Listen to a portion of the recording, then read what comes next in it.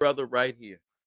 This guy that when this boy, you talk about some mixtapes that set the streets ablaze. Yeah, man. You talk about a man had a movement.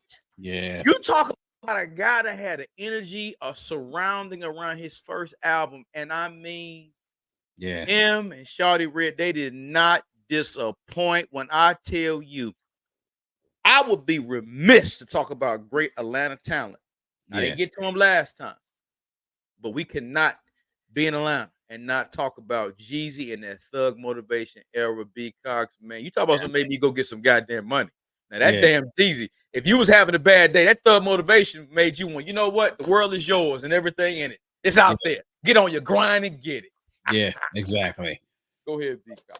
Like I always said, man, I said this selfishly during the verses, and no disrespect to Gucci, because Gucci had his lane and stayed in it, man. But I said, Gucci's who you listen to when you go to the club. Jeezy's who I listen to when I go to get some money, you know, when I'm going to get some money.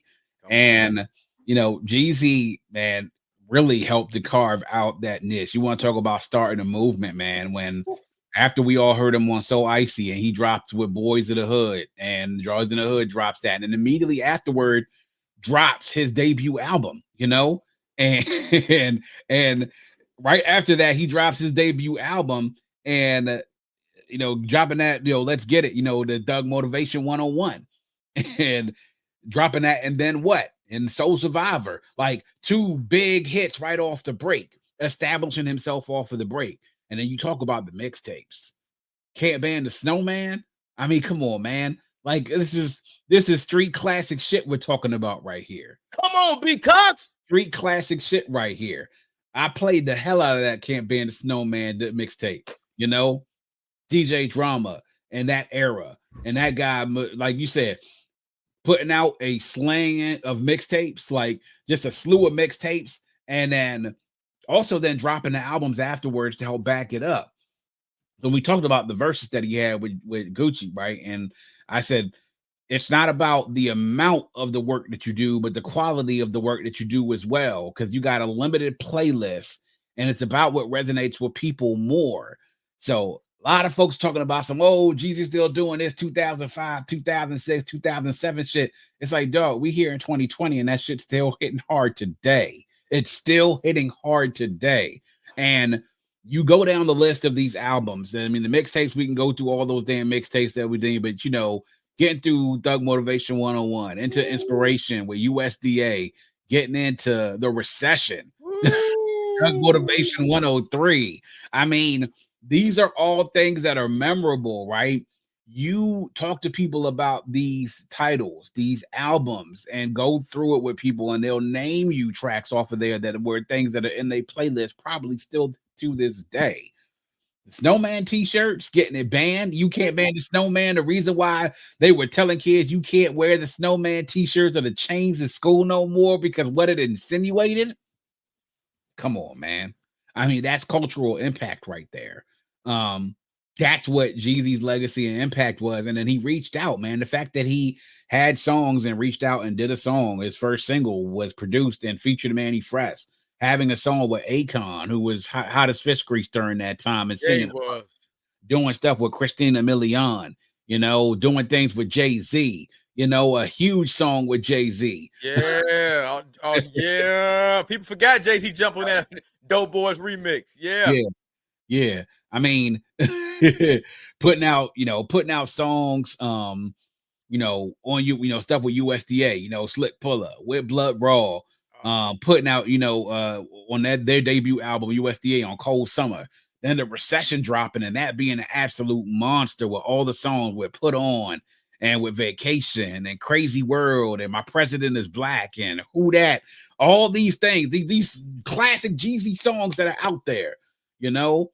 I mean, just hit after hit after hit after hit from that period from like 05 all the way up to like Thug Motivation 103, you know, heading into like 2010, 2011, 2012 was Jeezy was hot and he could do no wrong. I mean, collaborating with Usher.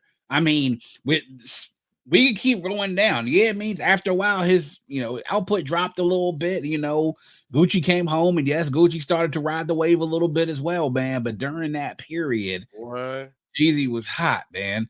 And he had songs that made an impact. That's the reason why he's able to ride into that versus, man, and have songs that, yeah, they were like 15, no, 14, 15, 16 years old. Some of them a decade old, but the reactions that they got when they hit, when they played, speaks for themselves, man. And they wasn't all tracks that he did by himself. I mean, when they did Shorty Lowe's They Know, and he did his song off of that remix.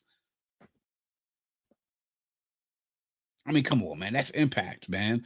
And say what it is what you want to about Jeezy now, but he had his time and put in his work, and he made the most of it, man. He truly did. He made the most of it. That period He did.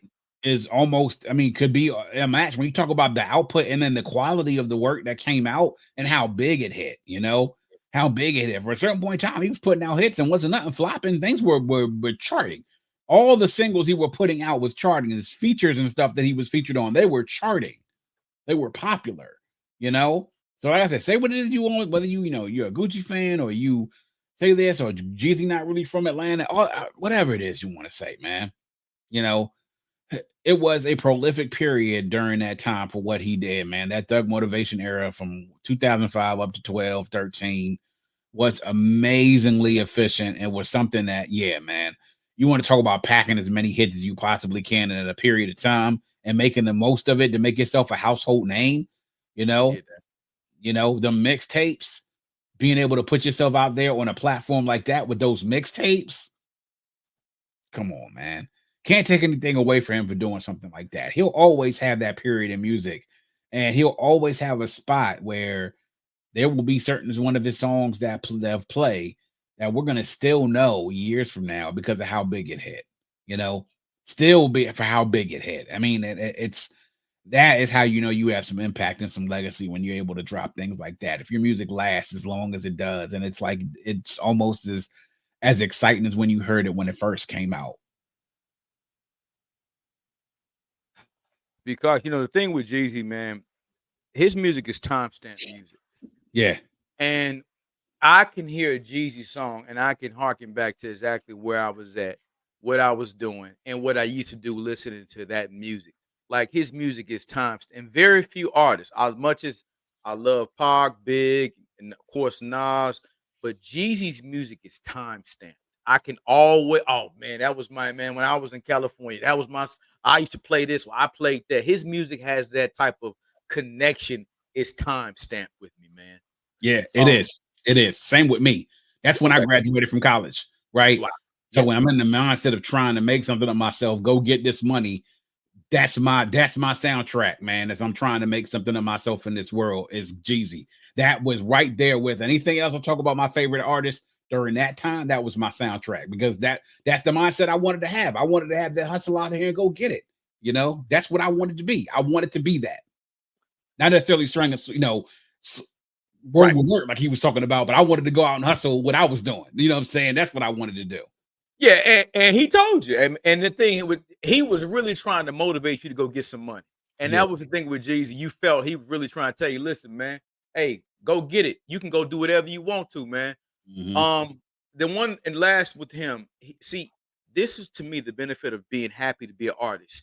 Jeezy never tried to do more than what he knew he should be doing. He stayed true to music. He didn't do no reality TV show, and I'm not knocking nobody that does all of that. But just do know when you overexpose yourself, you can dilute your core brand.